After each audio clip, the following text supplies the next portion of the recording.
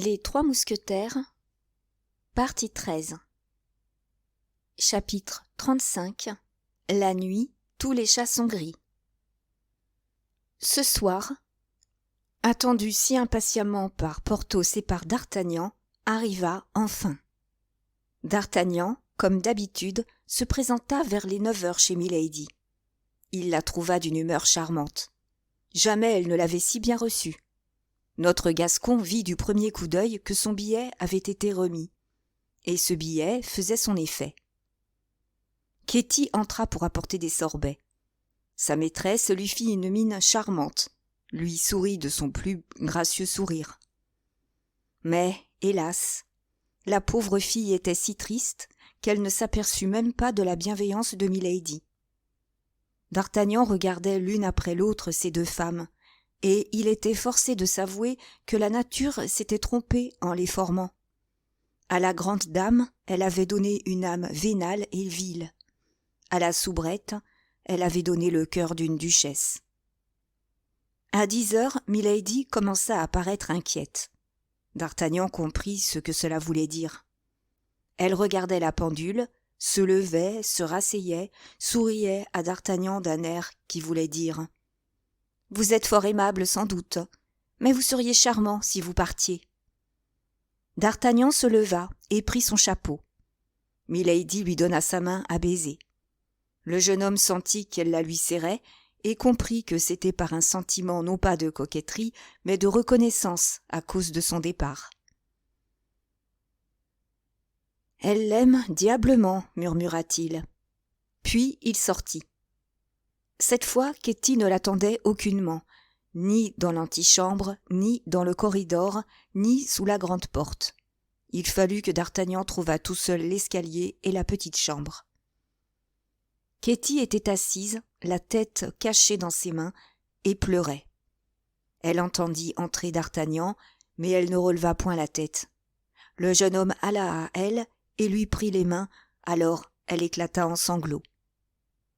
Comme l'avait présumé D'Artagnan, Milady, en recevant la lettre, avait, dans le délire de sa joie, tout dit à sa suivante. Puis, en récompense de la manière dont cette fois elle avait fait la commission, elle lui avait donné une bourse. Ketty, en rentrant chez elle, avait jeté la bourse dans un coin, où elle était restée toute ouverte, dégorgeant 3 ou 4 pièces d'or sur le tapis. La pauvre fille, à la voix de D'Artagnan, releva la tête. D'Artagnan lui-même fut effrayé du bouleversement de son visage. Elle joignit les mains d'un air suppliant, mais sans oser dire une parole. Si peu sensible que fût le cœur de D'Artagnan, il se sentit attendri par cette douleur muette. Mais il tenait trop à ses projets, et surtout à celui-ci, pour rien changer au programme qu'il avait fait d'avance. Il ne laissa donc à Ketty aucun espoir de le fléchir. Seulement, il lui présenta son action comme une simple vengeance. Cette vengeance, au reste, devenait d'autant plus facile que Milady, sans doute pour cacher sa rougeur à son amant, avait recommandé à Ketty d'éteindre toutes les lumières dans l'appartement, et même dans sa chambre, à elle. Avant le jour, M. de Wardes devait sortir, toujours dans l'obscurité. Au bout d'un instant, on entendit Milady qui rentrait dans sa chambre. D'Artagnan s'élança aussitôt dans son armoire. À peine y était-il blotti que la sonnette se fit entendre. Ketty entra chez sa maîtresse et ne laissa point la porte ouverte. Mais la cloison était si mince que l'on entendait à peu près tout ce qui se disait entre les deux femmes. Milady semblait ivre de joie. Elle se faisait répéter par Ketty les moindres détails de la prétendue entrevue de la soubrette avec de Wardes. Comment il avait reçu sa lettre? Comment il avait répondu? Quelle était l'expression de son visage? S'il paraissait bien amoureux? Et à toutes ces questions, la pauvre Ketty, forcée de faire bonne contenance, répondait d'une voix étouffée dont sa maîtresse ne remarquait même pas l'accent douloureux, tant le bonheur est égoïste. Enfin, comme l'heure de son entretien avec le comte approchait, Milady fit en effet tout éteindre chez elle, et ordonna à Ketty de rentrer dans sa chambre et d'introduire de Wardes aussitôt qu'il se présenterait. L'attente de Ketty ne fut pas longue. À peine d'Artagnan eut-il vu par le trou de la serrure de son armoire que tout l'appartement était dans l'obscurité, qu'il s'élança de sa cachette au moment même où Ketty refermait la porte de communication. « Qu'est-ce que ce bruit ?» demanda Milady. « C'est moi, » dit d'Artagnan à demi-voix. « Moi, le comte de Wardes. »« Oh, mon Dieu !» murmura Ketty. « Il n'a pas même pu attendre l'heure qu'il avait fixée lui-même. »« Eh bien, » dit Milady d'une voix tremblante, « pourquoi n'entre-t-il pas ? » « Comte, comte !» ajouta-t-elle, « vous savez bien que je vous attends. » À cet appel, d'Artagnan éloigna doucement Ketty et s'élança dans la chambre de Milady. Si la rage et la douleur doivent torturer une âme, c'est celle de l'amant qui reçoit sous un nom qui n'est pas le sien des protestations d'amour qui s'adressent à son heureux rival. D'Artagnan était dans une situation douloureuse qu'il n'avait pas prévue. La jalousie le mordait au cœur, et il souffrait presque autant que la pauvre Ketty, qui pleurait en ce même moment dans la chambre voisine. « Oui, comte, » disait Milady de sa plus douce voix en lui serrant tendrement la main dans les siennes. « Oui, je suis heureuse de l'amour que vos regards et vos paroles m'ont exprimé chaque fois que nous nous sommes rencontrés. Moi aussi, je vous aime. Oh, demain, je veux quelque gage de vous qui me prouve que vous pensez à moi. Et comme vous pourriez m'oublier, tenez. » Et elle passa une bague de son doigt à celui de d'Artagnan. D'Artagnan se rappela avoir vu cette bague à la main de Milady. C'était un magnifique saphir entouré de brillants. Le premier mouvement de d'Artagnan fut de le lui rendre, mais Milady ajouta « Non, non, gardez cette bague pour l'amour de moi. Vous me rendez d'ailleurs en l'acceptant, ajouta-t-elle d'une voix émue, un service bien plus grand que vous ne sauriez l'imaginer. » Cette femme est pleine de mystères, murmura en lui-même d'Artagnan. En ce moment, il se sentit prêt à tout révéler. Il ouvrit la bouche pour dire à Milady qui il était et dans quel but de vengeance il était venu, mais elle ajouta « Pauvre ange, que ce monstre de Gascon a failli tuer !» Le monstre, c'était lui. « Oh !» continua Milady, « est-ce que vos blessures vous font encore souffrir ?»« Oui, beaucoup, » dit d'Artagnan qui ne savait trop que répondre. « Soyez tranquille, » murmura Milady, « je vous vengerai, moi, et cruellement. »« Peste !» se dit d'Artagnan, « le moment des confidences n'est pas encore venu. » Il fallut quelque temps à d'Artagnan pour se remettre de ce petit dialogue, mais toutes les idées de vengeance qu'il avait apportées s'étaient complètement évanouies. Cette femme exerçait sur lui une incroyable puissance. Il la haïssait et l'adorait à la fois. Il n'avait jamais cru que deux sentiments si contraires puissent habiter dans le même cœur et, en se réunissant, former un amour étrange et en quelque sorte diabolique. Cependant, une heure venait de sonner. Il fallut se séparer. D'Artagnan, au moment de quitter Milady, ne sentit plus qu'un vif regret de s'éloigner, et, dans l'adieu passionné qu'ils s'adressèrent réciproquement, une nouvelle entrevue fut convenue pour la semaine suivante. La pauvre Ketty espérait pouvoir adresser quelques mots à d'Artagnan lorsqu'il passerait dans sa chambre. Mais Milady le reconduisit elle-même dans l'obscurité et ne le quitta que sur l'escalier. Le lendemain au matin, d'Artagnan courut chez Athos. Il était engagé dans une si singulière aventure qu'il voulait lui demander conseil. Il lui raconta tout. Athos fronça plusieurs fois le sourcil. « Votre Milady, lui dit-il, me paraît une créature infâme, mais vous n'en avez pas moins eu tort de la tromper. Vous voilà d'une façon ou d'une autre une ennemie terrible sur les bras. » Et tout en lui parlant, Athos regardait avec attention le saphir entouré de diamants qui avait pris au doigt de d'Artagnan la place de la bague de la reine, soigneusement remise dans un écrin. « Vous regardez cette bague ?» dit le Gascon, tout glorieux d'étaler au regard de ses amis un si riche présent. « Oui, » dit Athos, « elle me rappelle un bijou de famille. »« Elle est belle, n'est-ce pas ?» dit d'Artagnan. Magnifique, répondit Athos. Je ne croyais pas qu'il existât 2 saphirs d'une si belle eau. L'avez-vous donc troqué contre votre diamant? Non, dit d'Artagnan, c'est un cadeau de ma belle Anglaise, ou plutôt de ma belle Française, car, quoique je ne lui ai point demandé, je suis convaincu qu'elle est née en France. Cette bague vous vient de Milady? S'écria Athos avec une voix dans laquelle il était facile de distinguer une grande émotion. D'elle-même, elle me l'a donnée cette nuit. Montrez-moi donc cette bague, dit Athos. La voici, répondit d'Artagnan en la tirant de son doigt. Athos l'examina et devint très pâle, puis il l'essaya à l'annulaire de sa main gauche. Elle allait à ce doigt comme si elle eût été faite pour lui. Un nuage de colère et de vengeance passa sur le front ordinairement calme du gentilhomme. « Il est impossible que ce soit la même, » dit-il. « Comment cette bague se trouverait-elle entre les mains de Milady Clarick ? Et cependant, il est bien difficile qu'il y ait entre 2 bijoux une pareille ressemblance. »« Connaissez-vous cette bague ? » demanda d'Artagnan. « J'avais cru la reconnaître, » dit Athos, « mais sans doute que je me trompais. » Et il la rendit à d'Artagnan, sans cesser cependant de la regarder. « Tenez, dit-il au bout d'un instant, d'Artagnan, ôtez cette bague de votre doigt, ou tournez-en le chaton en dedans.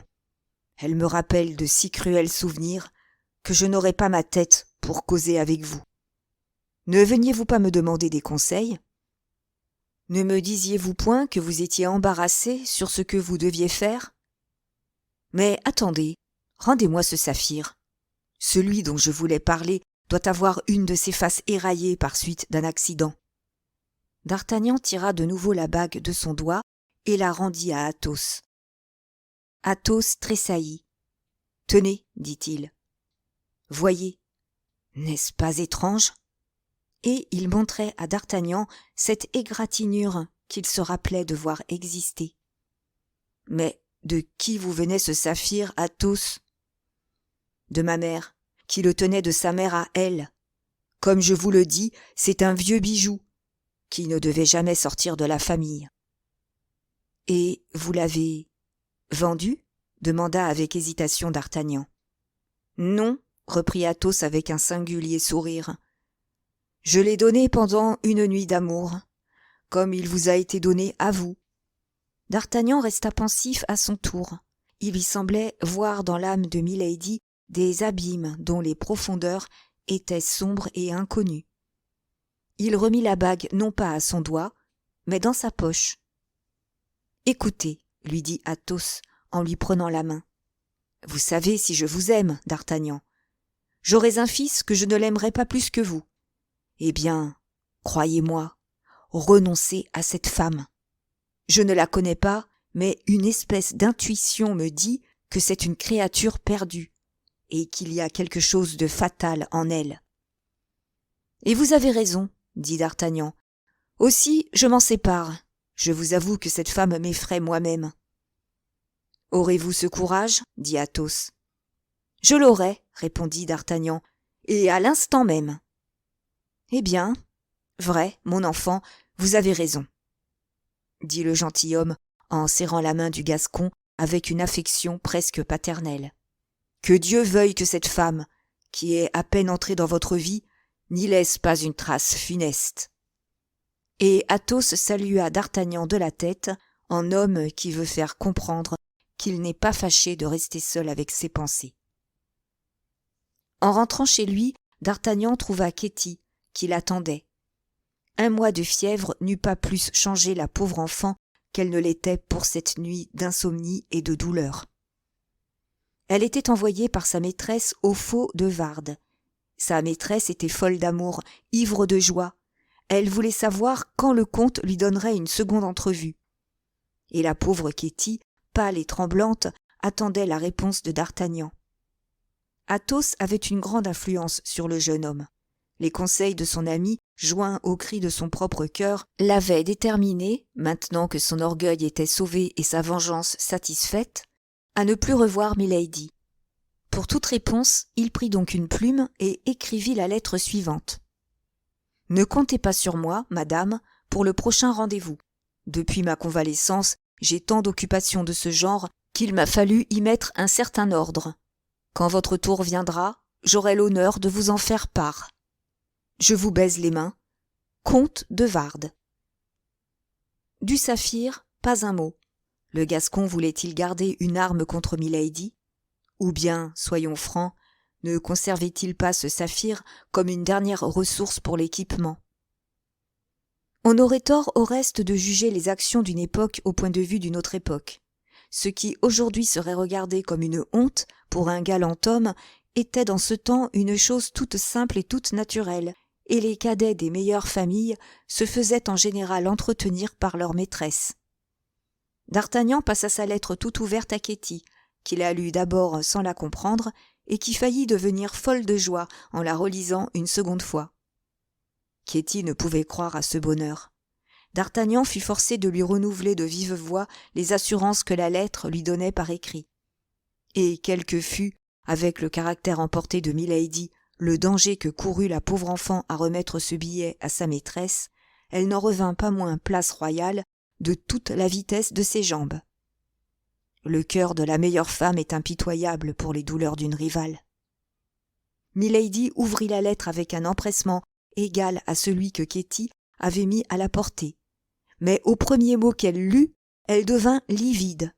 Puis elle froissa le papier, puis elle se retourna avec un éclair dans les yeux du côté de Ketty. « Qu'est-ce que cette lettre ?» dit-elle. « Mais c'est la réponse à celle de madame, » répondit Ketty, toute tremblante. « Impossible !» s'écria Milady. « Impossible qu'un gentilhomme ait écrit à une femme une pareille lettre !» Puis, tout à coup, tressaillant. « Mon Dieu !» dit-elle. « Saurait-il ?» Et elle s'arrêta. Ses dents grinçaient. Elle était couleur de cendre. Elle voulut faire un pas vers la fenêtre pour aller chercher de l'air, mais elle ne put qu'étendre les bras, les jambes lui manquèrent, et elle tomba sur un fauteuil. Ketty crut qu'elle se trouvait mal et se précipita pour ouvrir son corsage. Mais Milady se releva vivement. « Que me voulez-vous » dit-elle. « Et pourquoi portez-vous la main sur moi ?»« J'ai pensé que madame se trouvait mal, et j'ai voulu lui porter secours, » répondit la suivante, tout épouvantée de l'expression terrible qu'avait prise la figure de sa maîtresse. « Me trouver mal, moi ? Moi ? Me prenez-vous pour une femmelette ? Quand on m'insulte, je ne me trouve pas mal. Je me venge, entendez-vous ?» Et de la main, elle fit signe à Ketty de sortir. Chapitre 36. Rêve de vengeance. Le soir, Milady donna l'ordre d'introduire M. d'Artagnan aussitôt qu'il viendrait, selon son habitude. Mais il ne vint pas. Le lendemain, Ketty vint voir de nouveau le jeune homme et lui raconta tout ce qui s'était passé la veille. D'Artagnan sourit. Cette jalouse colère de Milady, c'était sa vengeance. Le soir, Milady fut plus impatiente encore que la veille. Elle renouvela l'ordre relatif au Gascon, mais comme la veille, elle l'attendit inutilement. Le lendemain, Ketty se présenta chez d'Artagnan, non plus joyeuse et alerte comme les 2 jours précédents, mais au contraire triste à mourir.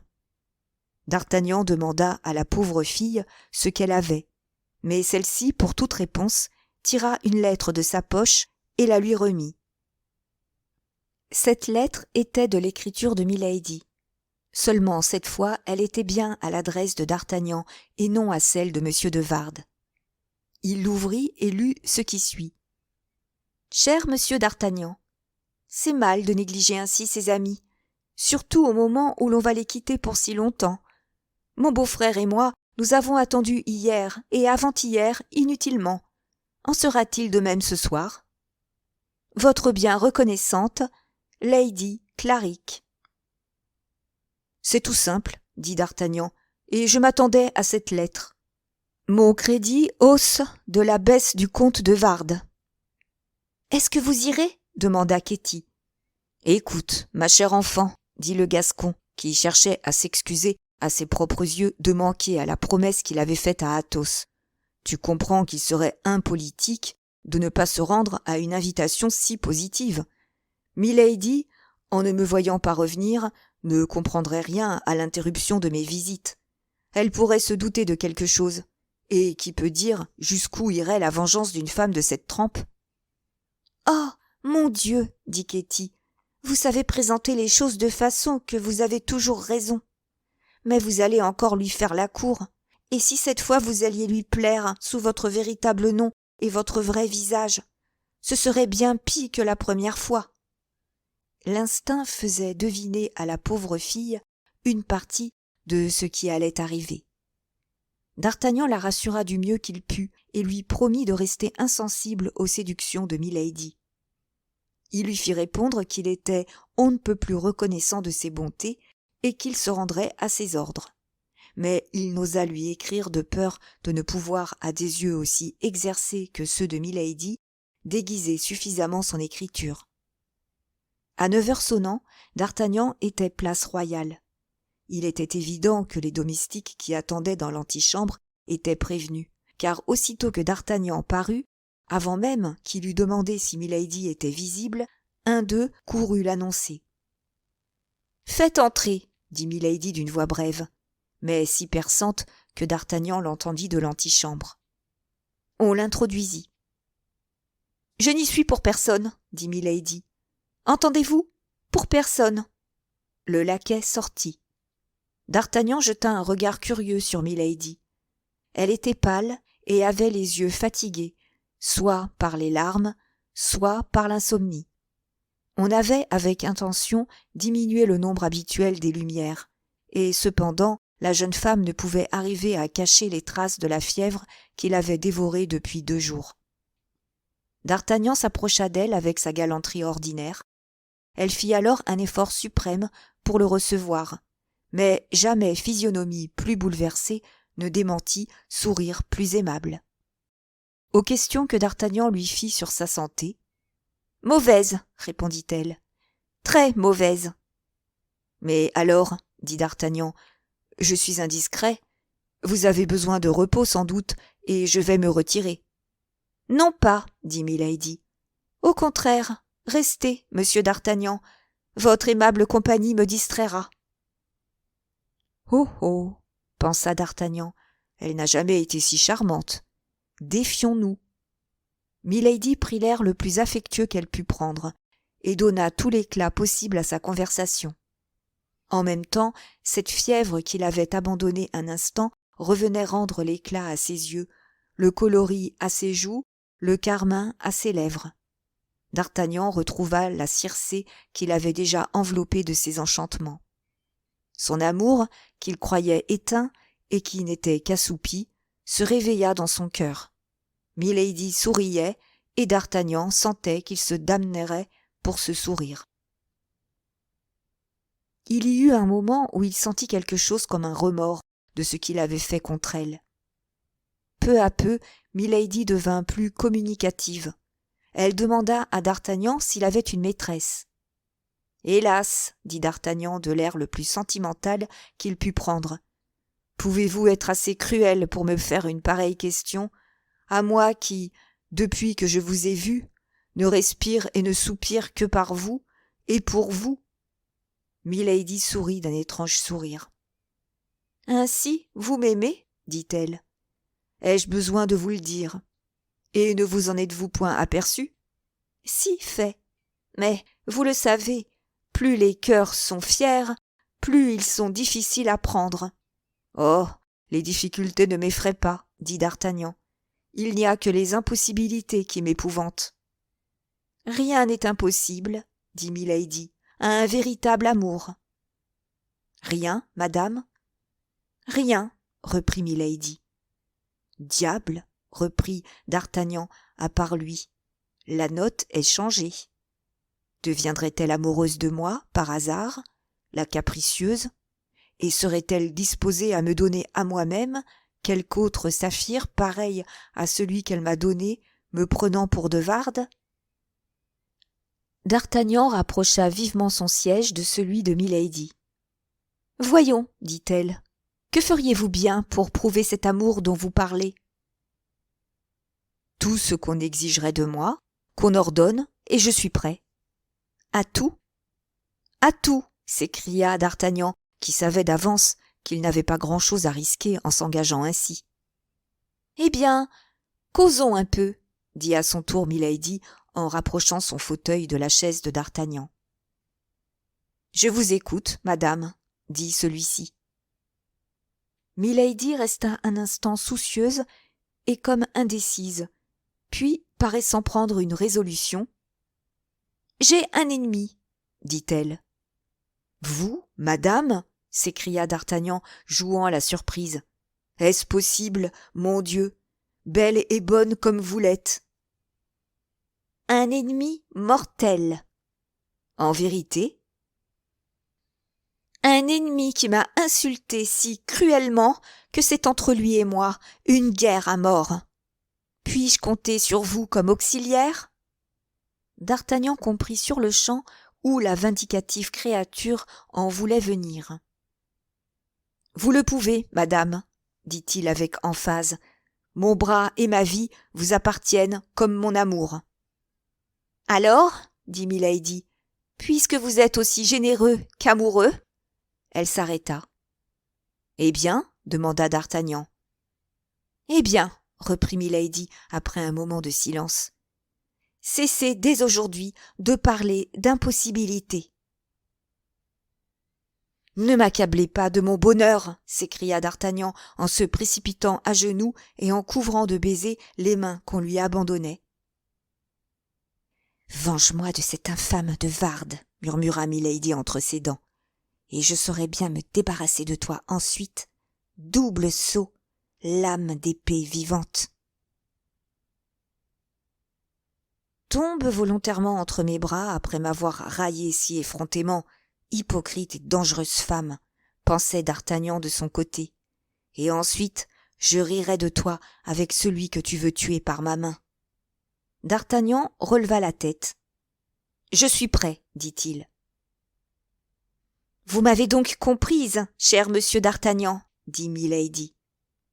Je devinerai un de vos regards. Ainsi, vous employeriez pour moi votre bras, qui s'est déjà acquis tant de renommée ? À l'instant même. Mais moi, dit Milady, comment payerais-je un pareil service ? Je connais les amoureux.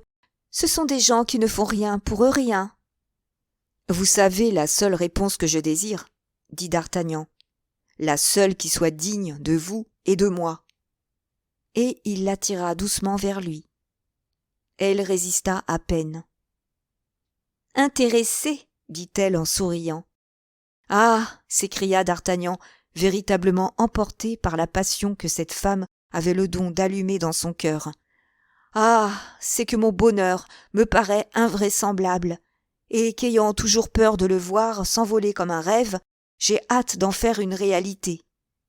Eh bien, méritez donc ce prétendu bonheur. Je suis à vos ordres, dit d'Artagnan. Bien sûr, fit Milady avec un dernier doute. Nommez-moi l'infâme qui a pu faire pleurer vos beaux yeux. Qui vous dit que j'ai pleuré, dit-elle.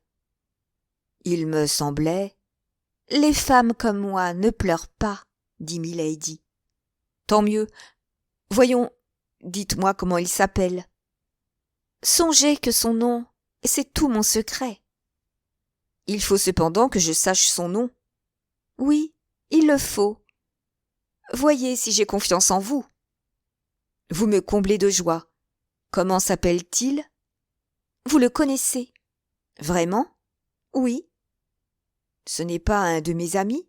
Reprit d'Artagnan en jouant l'hésitation pour faire croire à son ignorance.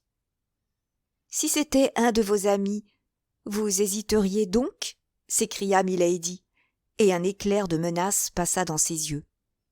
Non, fût-ce mon frère, s'écria d'Artagnan comme emporté par l'enthousiasme. Notre Gascon s'avançait sans risque, car il savait où il allait. J'aime votre dévouement, dit Milady. Hélas, n'aimez-vous que cela en moi ? Demanda d'Artagnan. Je vous aime aussi, vous, dit-elle en lui prenant la main. Et l'ardente pression fit frissonner d'Artagnan comme si, par le toucher, cette fièvre qui brûlait Milady le gagnait lui-même. « Vous m'aimez, vous !» s'écria-t-il. « Oh, si cela était, ce serait à en perdre la raison !» Et il l'enveloppa de ses 2 bras. Elle n'essaya point d'écarter ses lèvres de son baiser, seulement elle ne le lui rendit pas. Ses lèvres étaient froides. Il sembla à d'Artagnan qu'il venait d'embrasser une statue.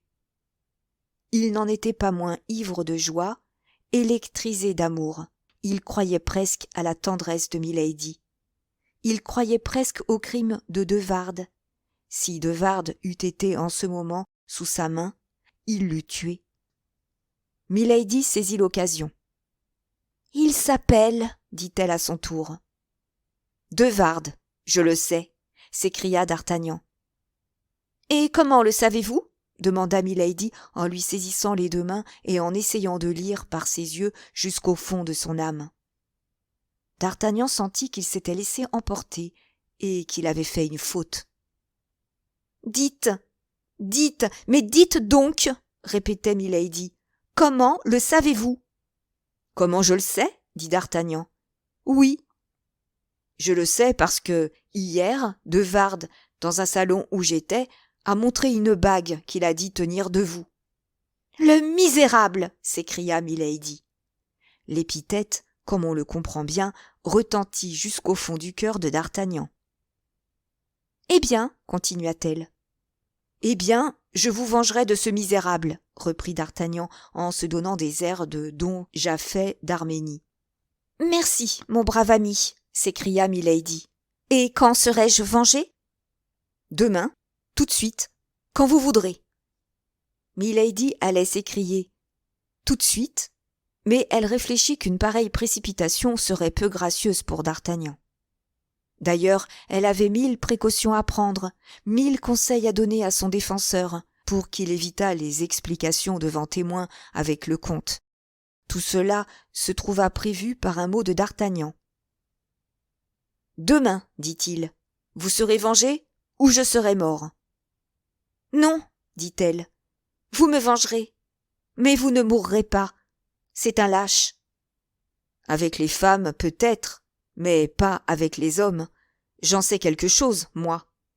Mais il me semble que dans votre lutte avec lui, vous n'avez pas eu à vous plaindre de la fortune. La fortune est une courtisane. Favorable hier, elle peut me trahir demain. Ce qui veut dire que vous hésitez maintenant. Non, je n'hésite pas, Dieu m'en garde. Mais serait-il juste de me laisser aller à une mort possible sans m'avoir donné au moins un peu plus que de l'espoir ? Milady répondit par un coup d'œil qui voulait dire « N'est-ce que cela ? Parlez donc !» Puis, accompagnant le coup d'œil de paroles explicatives. « C'est trop juste, » dit-elle tendrement. « Oh, vous êtes un ange, » dit le jeune homme. « Ainsi, tout est convenu ?» dit-elle. « Sauf ce que je vous demande, chère âme. Mais lorsque je vous dis que vous pouvez vous fier à ma tendresse, je n'ai pas de lendemain pour attendre. » « Silence, j'entends mon frère, il est inutile qu'il vous trouve ici. » Elle sonna, Ketty parut. « Sortez par cette porte, dit-elle en poussant une petite porte dérobée, et revenez à 11 heures. Nous achèverons cet entretien. Ketty vous introduira chez moi. » La pauvre enfant pensa tomber à la renverse en entendant ces paroles. « Eh bien, que faites-vous, mademoiselle, à demeurer immobile comme une statue ? Allons, reconduisez le chevalier. Et ce soir, à 11 heures, vous avez entendu. » « Il paraît que ces rendez-vous sont à 11 heures, pensa d'Artagnan. C'est une habitude prise. » Milady lui tendit une main qu'il baisa tendrement. « Voyons, dit-il en se retirant et en répondant à peine aux reproches de Ketty. « Voyons, ne soyons pas un sot. Décidément, cette femme est une grande scélérate. Prenons garde. » Chapitre 37. Le secret de Milady. D'Artagnan était sorti de l'hôtel au lieu de monter tout de suite chez Ketty. malgré les instances que lui avait faites la jeune fille, et cela pour 2 raisons. La première, parce que de cette façon, il évitait les reproches, les récriminations, les prières. La seconde, parce qu'il n'était pas fâché de lire un peu dans sa pensée, et, s'il était possible, dans celle de cette femme. Tout ce qu'il y avait de plus clair là-dedans, c'est que d'Artagnan aimait Milady comme un fou, et qu'elle ne l'aimait pas le moins du monde. Un instant, d'Artagnan comprit que ce qu'il aurait de mieux à faire serait de rentrer chez lui et d'écrire à Milady une longue lettre dans laquelle il lui avouerait que lui et de Wardes étaient jusqu'à présent absolument le même, que par conséquent il ne pouvait s'engager, sous peine de suicide, à tuer de Wardes.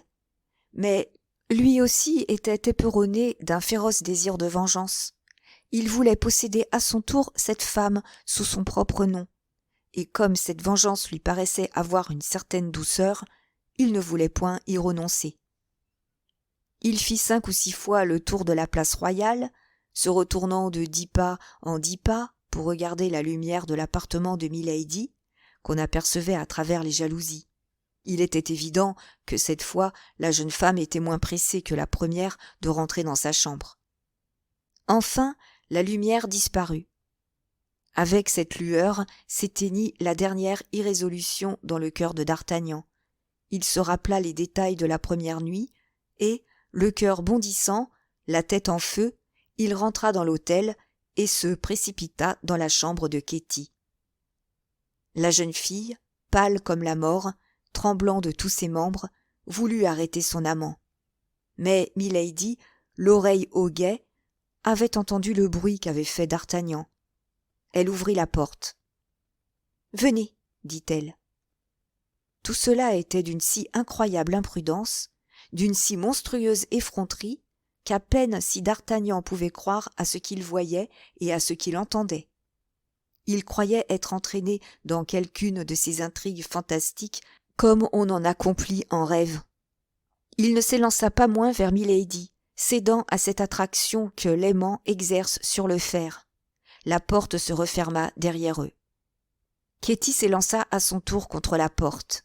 La jalousie, la fureur, l'orgueil offensé, toutes les passions enfin qui se disputent le cœur d'une femme amoureuse, la poussaient à une révélation. Mais elle était perdue si elle avouait avoir donné les mains à une pareille machination. Et, par-dessus tout, d'Artagnan était perdu pour elle. Cette dernière pensée d'amour lui conseilla encore ce dernier sacrifice. D'Artagnan, de son côté, était arrivé au comble de tous ses vœux.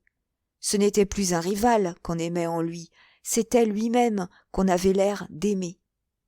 Une voix secrète lui disait bien au fond du cœur qu'il n'était qu'un instrument de vengeance, que l'on caressait en attendant qu'il donnât la mort, mais l'orgueil, mais l'amour-propre, mais la folie faisaient taire cette voix. Étouffait ce murmure. Puis notre Gascon, avec la dose de confiance que nous lui connaissons, se comparait à de Wardes et se demandait pourquoi, au bout du compte, on ne l'aimerait pas, lui aussi, pour lui-même. Il s'abandonna donc tout entier aux sensations du moment. Milady ne fut plus pour lui cette femme aux intentions fatales qui l'avait un instant épouvanté. Ce fut une maîtresse ardente et passionnée, s'abandonnant tout entière à un amour qu'elle semblait éprouver elle-même. 2 heures à peu près s'écoulèrent ainsi.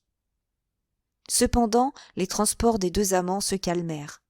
Milady, qui n'avait point les mêmes motifs que d'Artagnan pour oublier, revint la première à la réalité et demanda au jeune homme si les mesures qui devaient amener le lendemain entre lui et de Wardes une rencontre étaient bien arrêtées d'avance dans son esprit. Mais d'Artagnan, dont les idées avaient pris un tout autre cours, s'oublia comme un sot et répondit galamment qu'il était bien tard pour s'occuper de duels à coups d'épée. Cette froideur pour les seuls intérêts qui l'occupassent effraya Milady, dont les questions devinrent plus pressantes. Alors d'Artagnan, qui n'avait jamais sérieusement pensé à ce duel impossible, voulut détourner la conversation, mais il n'était plus de force. Milady le contint dans les limites qu'elle avait tracées d'avance, avec son esprit irrésistible et sa volonté de faire.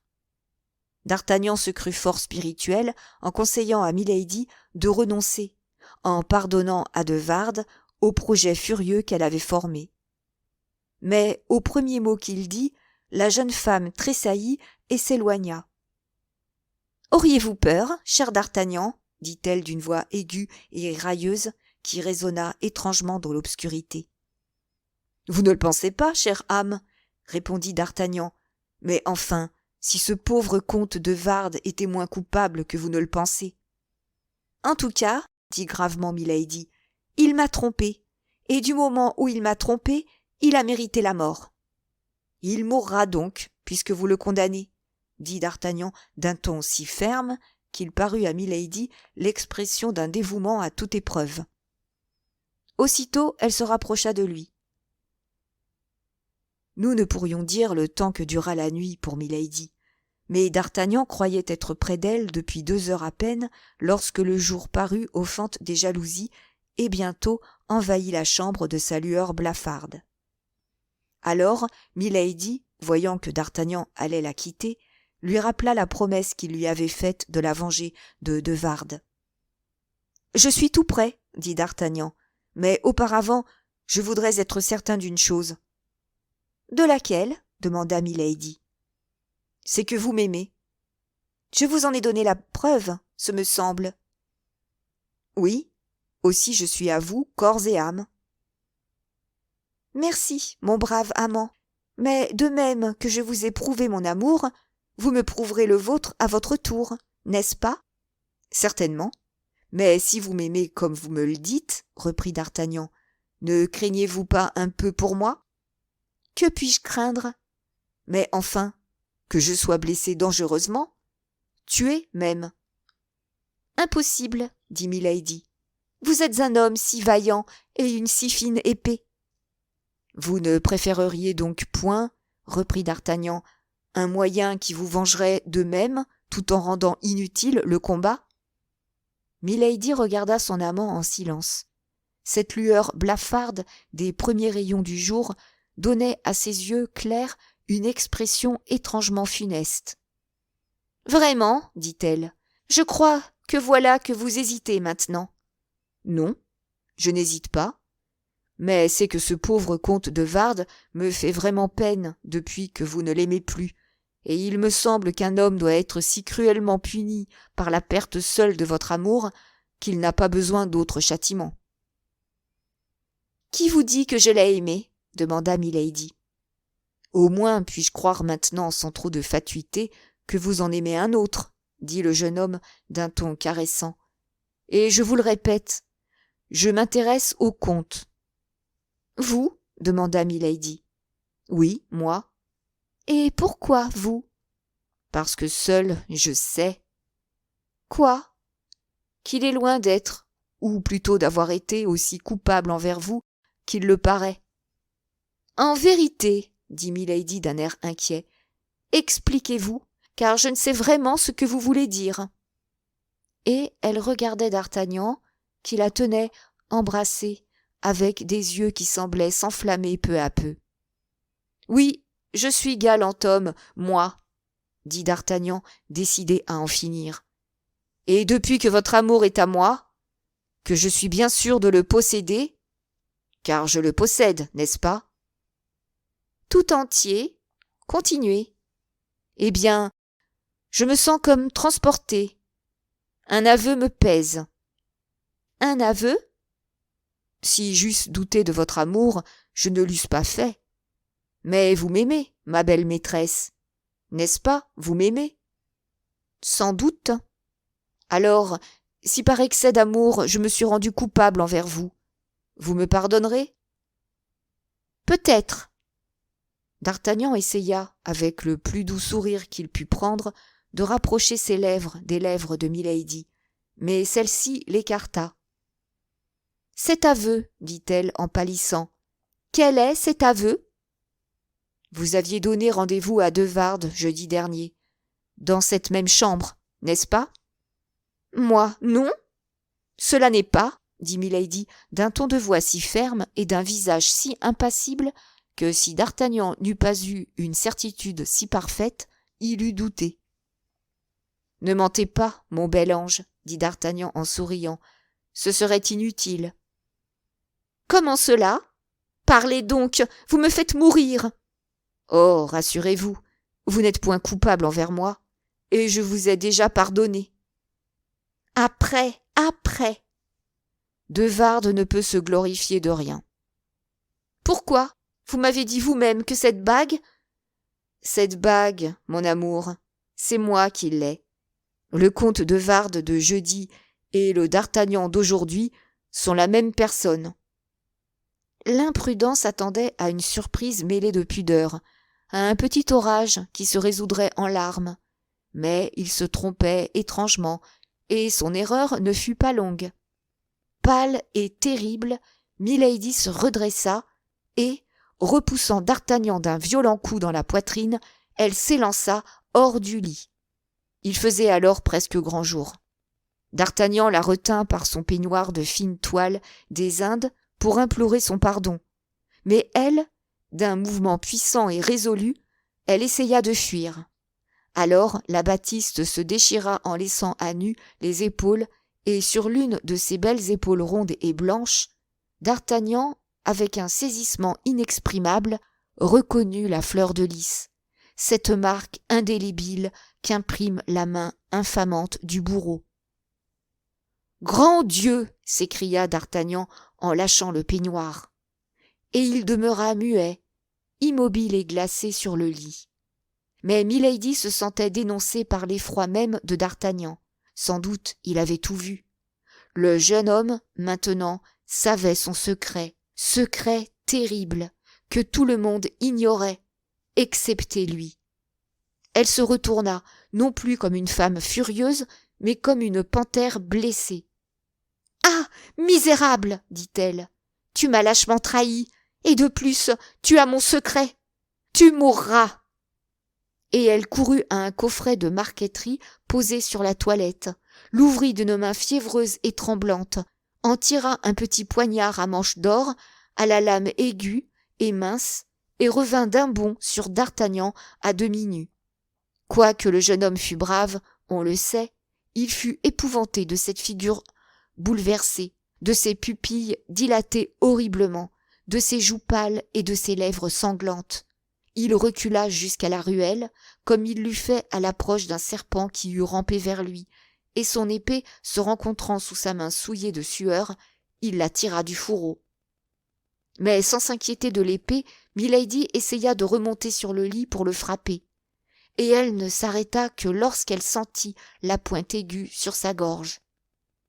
Alors elle essaya de saisir cette épée avec les mains, mais d'Artagnan l'écarta toujours de ses étreintes et, la lui présentant tantôt aux yeux, tantôt à la poitrine, il se laissa glisser à bas du lit, cherchant pour faire retraite la porte qui conduisait chez Ketty.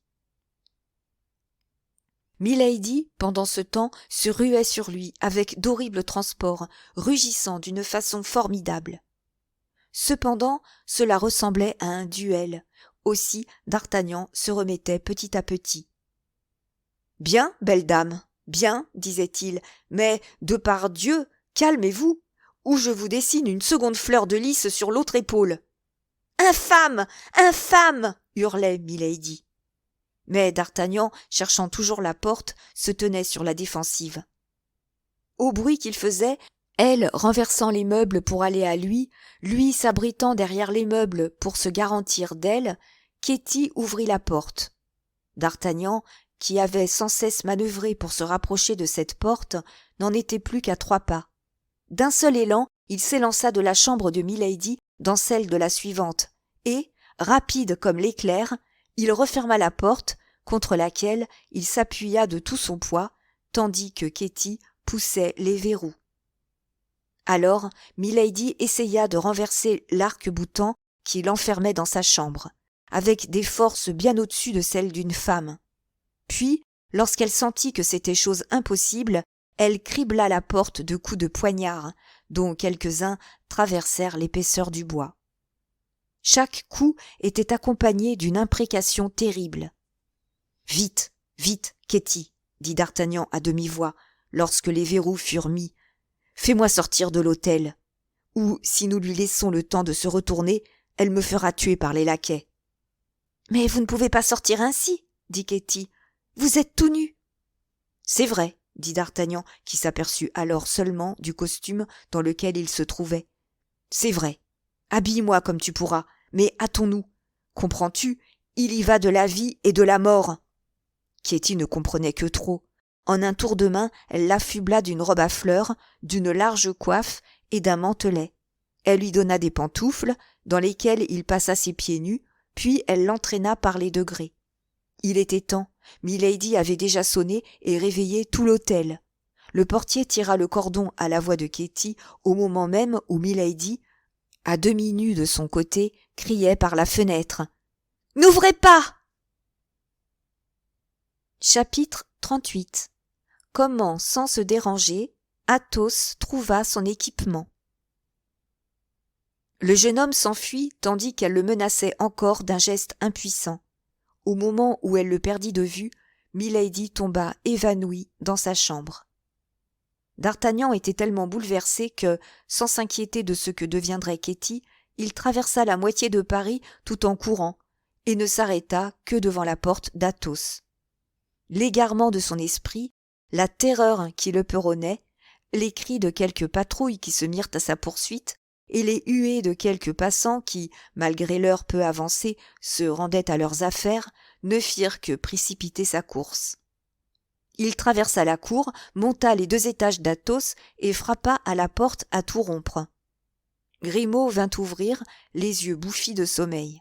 D'Artagnan s'élança avec tant de force dans l'antichambre qu'il faillit le culbuter en rentrant. Malgré le mutisme habituel du pauvre garçon, cette fois la parole lui revint. « Eh là là !» s'écria-t-il. « Que voulez-vous, coureuse ? Que demandez-vous, drôlesse ?» D'Artagnan releva ses coiffes et dégagea ses mains de dessous son mantelet. À la vue de ses moustaches et de son épée nue, le pauvre diable s'aperçut qu'il avait affaire à un homme.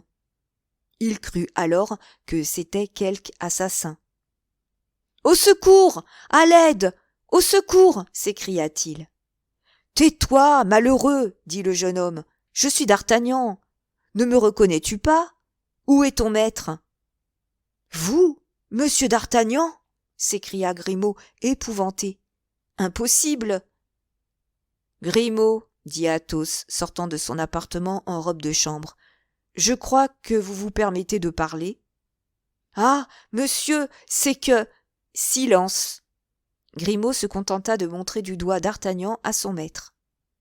Athos reconnut son camarade, et, tout flegmatique qu'il était, il partit d'un éclat de rire que motivait bien la mascarade étrange qu'il avait sous les yeux. Coiffe de travers, jupe tombante sur les souliers, manches retroussées et moustaches raides d'émotion. « Ne riez pas, mon ami !» s'écria D'Artagnan. « De par le ciel, ne riez pas, car, sur mon âme, je vous le dis, il n'y a point de quoi rire. » Et il prononça ces mots d'un air si solennel, et avec une épouvante si vraie, qu'Athos lui prit aussitôt les mains en s'écriant « Seriez-vous blessé, mon ami ? Vous êtes bien pâle. »« Non, mais il vient de m'arriver un terrible événement. Êtes-vous seul, Athos ? Pardieu, qui voulez-vous donc qui soit chez moi à cette heure ? Bien, bien. » Et D'Artagnan se précipita dans la chambre d'Athos. « Hé, parlez !» dit celui-ci, en refermant la porte et en poussant les verrous pour n'être pas dérangé. « Le roi est-il mort ? Avez-vous tué monsieur le cardinal ? Vous êtes tout renversé ? Voyons, voyons, dites, car je meurs véritablement d'inquiétude. »« Athos, » dit D'Artagnan, se débarrassant de ses vêtements de femme et apparaissant en chemise, « préparez-vous à entendre une histoire incroyable, inouïe. » « Prenez d'abord cette robe de chambre, » dit le mousquetaire à son ami. D'Artagnan passa la robe de chambre, prenant une manche pour une autre, tant il était encore ému. « Eh bien ?» dit Athos. « Eh bien, répondit d'Artagnan en se courbant vers l'oreille d'Athos et en baissant la voix. Milady est marquée d'une fleur de lys à l'épaule. « Ah !» cria le mousquetaire, comme s'il eût reçu une balle dans le cœur. « Voyons, » dit d'Artagnan, « êtes-vous sûr que l'autre soit bien morte ?»« L'autre ?» dit Athos d'une voix si sourde qu'à peine si d'Artagnan l'entendit. « Oui, celle dont vous m'avez parlé un jour à Amiens. » Athos poussa un gémissement et laissa tomber sa tête dans ses mains. « Celle-ci, » continua d'Artagnan, « est une femme de 26 à 28 ans. »« Blonde, » dit Athos. « N'est-ce pas ? » ?»« Oui. »« Des yeux clairs, d'une clarté étrange, avec des cils et sourcils noirs. » »« Oui. »« Grande, bien faite. Il lui manque une dent près de l'œillère gauche. » »« Oui. »« La fleur de lys est petite, rousse de couleur et comme effacée par les couches de pâte qu'on y applique. » »« Oui. »« Cependant, vous dites qu'elle est anglaise. » »« On l'appelle Milady, mais elle peut être française. Malgré cela, Lord de Winter n'est que son beau-frère. »« Je veux la voir, d'Artagnan. »« Prenez garde, Athos, prenez garde. Vous avez voulu la tuer. Elle est femme à vous rendre la pareille et à ne pas vous manquer. Elle n'osera rien dire, car ce serait se dénoncer elle-même. Elle est capable de tout. L'avez-vous jamais vue furieuse ? » ?»« Non, » dit Athos. « Une tigresse, une panthère. Ah, mon cher Athos, j'ai bien peur d'avoir attiré sur nous deux une vengeance terrible. » D'Artagnan raconta tout alors, la colère insensée de Milady et ses menaces de mort. « Vous avez raison, et sur mon âme, je donnerais ma vie pour un cheveu, » dit Athos. « Heureusement, c'est après-demain que nous quittons Paris. Nous allons selon toute probabilité à La Rochelle, et une fois partis, elle vous suivra jusqu'au bout du monde, Athos, si elle vous reconnaît. Laissez donc sa haine s'exercer sur moi seul. »« Ah, mon cher, que m'importe qu'elle me tue, » dit Athos. « Est-ce que par hasard, vous croyez que je tiens à la vie ? Il y a quelque horrible mystère sous tout cela, Athos. Cette femme est l'espion du cardinal, j'en suis sûr. En ce cas, prenez garde à vous. Si le cardinal ne vous a pas dans une haute admiration pour l'affaire de Londres, il vous a en grande haine. Mais comme, au bout du compte, il ne peut rien vous reprocher ostensiblement, et qu'il faut que haine se satisfasse, surtout quand c'est une haine de cardinal, prenez garde à vous. Si vous sortez, ne sortez pas seul. Si vous mangez, prenez vos précautions. Méfiez-vous de tout, enfin, même de votre ombre. »« Heureusement, » dit d'Artagnan, « qu'il s'agit seulement d'aller jusqu'à après-demain soir sans encombre, car une fois à l'armée, nous n'aurons plus, je l'espère, que des hommes à craindre. »« En attendant, » dit Athos, « je renonce à mes projets de réclusion, et je vais partout avec vous. Il faut que vous retourniez rue des Fossoyeurs. Je vous accompagne. »« Mais si près que ce soit d'ici, » reprit d'Artagnan, « je ne puis y retourner comme cela. »« C'est juste, » dit Athos, et il tira la sonnette. Grimaud entra. Athos lui fit signe d'aller chez d'Artagnan et d'en rapporter des habits. Grimaud répondit par un autre signe qu'il comprenait parfaitement et partit. « Ah ça, mais voilà qui ne nous avance pas pour l'équipement, cher ami, » dit Athos, « car, si je ne m'abuse, vous avez laissé toute votre défroque chez Milady, qui n'aura sans doute pas l'attention de vous la retourner. Heureusement que vous avez le saphir. »« Le saphir est à vous, mon cher Athos. Ne m'avez-vous pas dit que c'était une bague de famille ? » ?»« Oui, mon père l'acheta 2000 écus, à ce qu'il me dit autrefois. Il faisait partie des cadeaux de noces qu'il fit à ma mère, et il est magnifique. Ma mère me le donna, et moi, fou que j'étais, plutôt que de garder cette bague comme une relique sainte, je la donnai à mon tour à cette misérable. Alors, mon cher, reprenez cette bague à laquelle je comprends que vous devez tenir. Moi, reprendre cette bague après qu'elle a passé par les mains de l'infâme ? Jamais. Cette bague est souillée, d'Artagnan. Vendez-la, donc. Vendre un diamant qui vient de ma mère? Je vous avoue que je regarderais cela comme une profanation. Alors, engagez-la. On vous prêtera bien dessus 1 000 000 d'écus. Avec cette somme, vous serez au-dessus de vos affaires, puis, au premier argent qui vous rentrera, vous la dégagerez, et vous la reprendrez lavée de ses anciennes taches, car elle aura passé par les mains des usuriers. Athos sourit. « Vous êtes un charmant compagnon, dit-il, mon cher d'Artagnan. Vous relevez par votre éternelle gaieté les pauvres esprits dans l'affliction. Eh bien, oui, engageons cette bague, mais à une condition. Laquelle? C'est qu'il y aura 500 écus pour vous et 500 écus pour moi. Y songez-vous, Athos, je n'ai pas besoin du quart de cette somme, moi qui suis dans les gardes, et en vendant ma selle, je me la procurerai. Que me faut-il? Un cheval pour Planchet, voilà tout.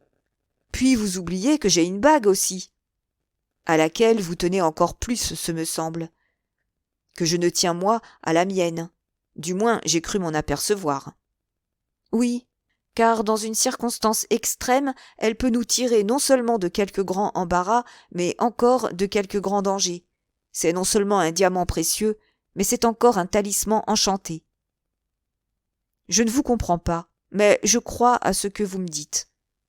Revenons donc à ma bague, ou plutôt à la vôtre. Vous toucherez la moitié de la somme qu'on nous donnera sur elle, ou je la jette dans la Seine. Et je doute que, comme à Polycrate, quelque poisson soit assez complaisant pour nous la rapporter. Eh bien, donc, j'accepte, dit d'Artagnan. En ce moment, Grimaud rentra accompagné de Planchet. Celui-ci, inquiet de son maître et curieux de savoir ce qui lui était arrivé, avait profité de la circonstance et apportait les habits lui-même. D'Artagnan s'habilla, Athos en fit autant. Puis, quand tous deux furent prêts à sortir, ce dernier fit à Grimaud le signe d'un homme qui met en joue. Celui-ci décrocha aussitôt son mousqueton et s'apprêta à accompagner son maître. Athos et d'Artagnan, suivis de leurs valets, arrivèrent sans incident à la rue des Fossoyeurs. Bonacieux était sur la porte. Il regarda d'Artagnan d'un air goguenard. « Eh, mon cher locataire, dit-il, hâtez-vous donc. Vous avez une belle jeune fille qui vous attend chez vous. Et les femmes, vous le savez, n'aiment pas qu'on les fasse attendre. »« C'est Ketty, s'écria d'Artagnan. Et il s'élança dans l'allée.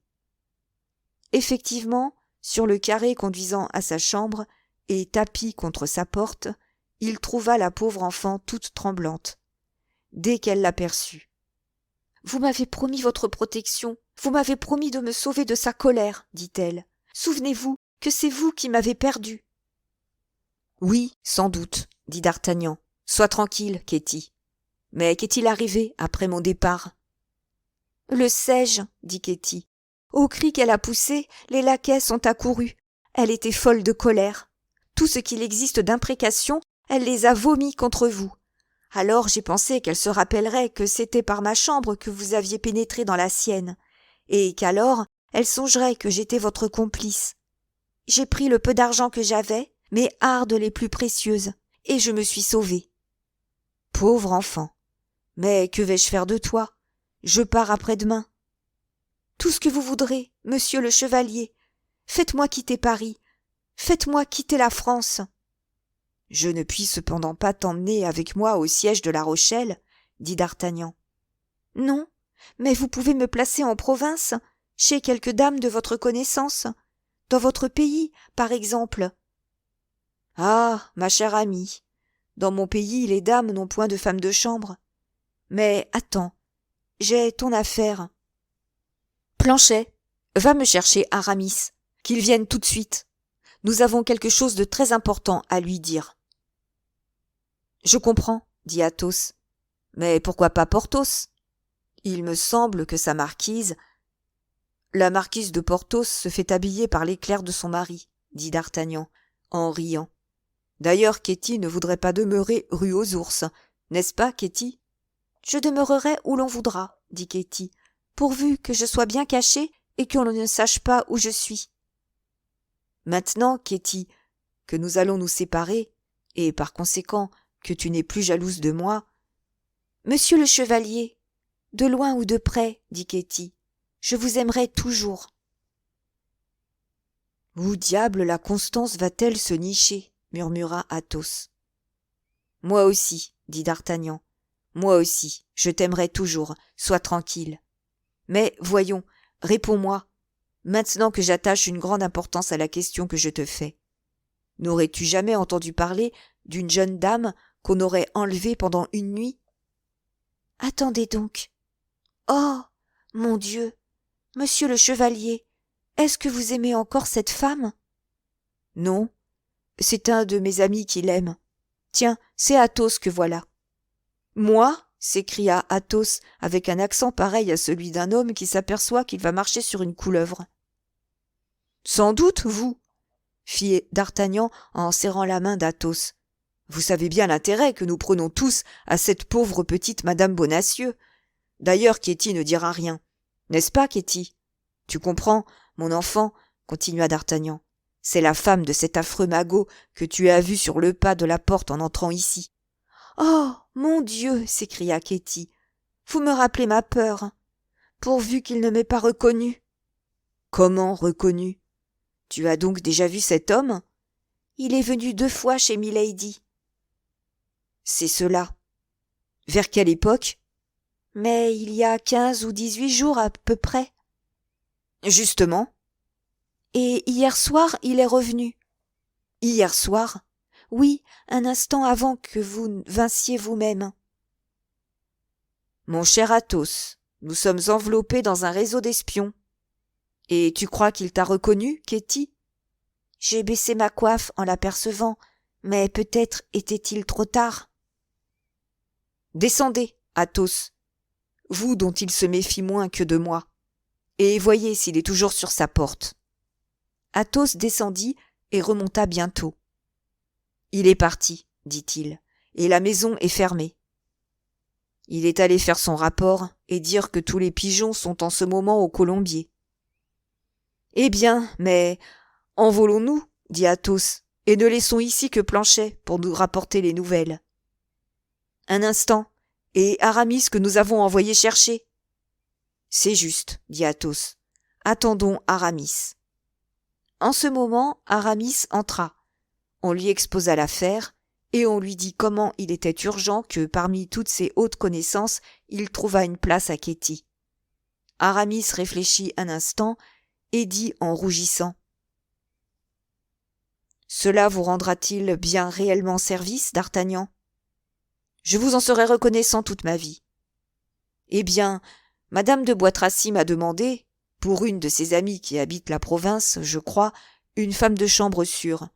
Et si vous pouvez, mon cher d'Artagnan, me répondre de mademoiselle... »« Oh, monsieur, s'écria Ketty, je serai toute dévouée, soyez-en certain, à la personne qui me donnera les moyens de quitter Paris. »« Alors, dit Aramis, cela va pour le mieux. » Il se mit à une table et écrivit un petit mot qu'il cacheta avec une bague et donna le billet à Ketty.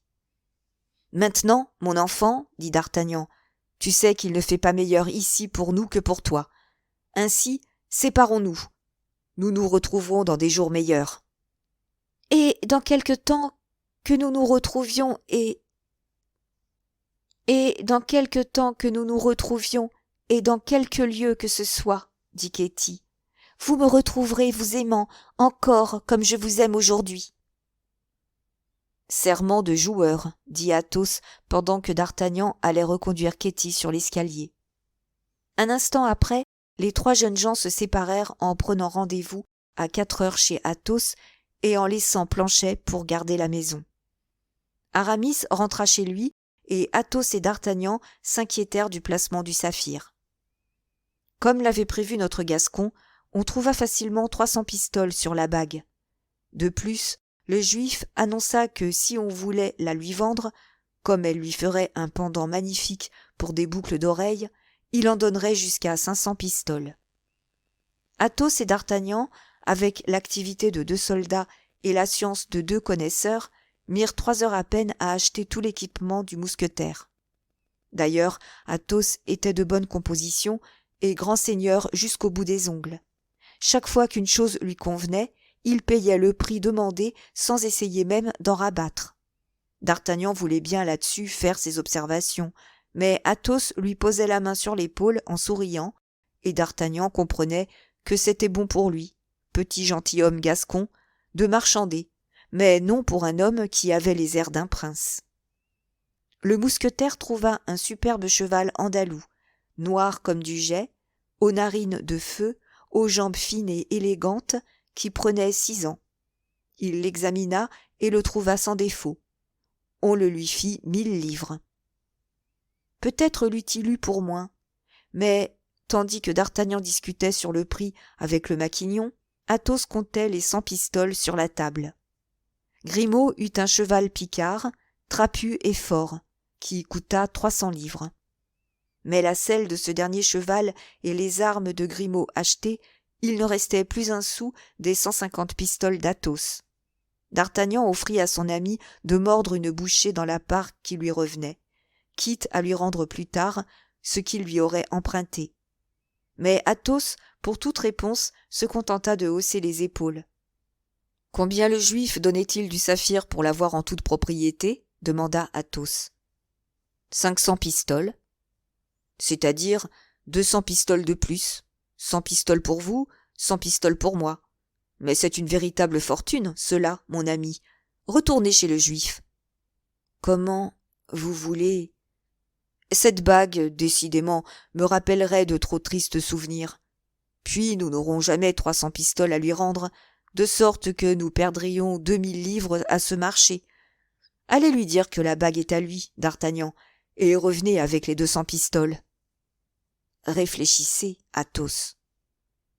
L'argent comptant est cher par le temps qui court, et il faut savoir faire des sacrifices. Allez, d'Artagnan, allez.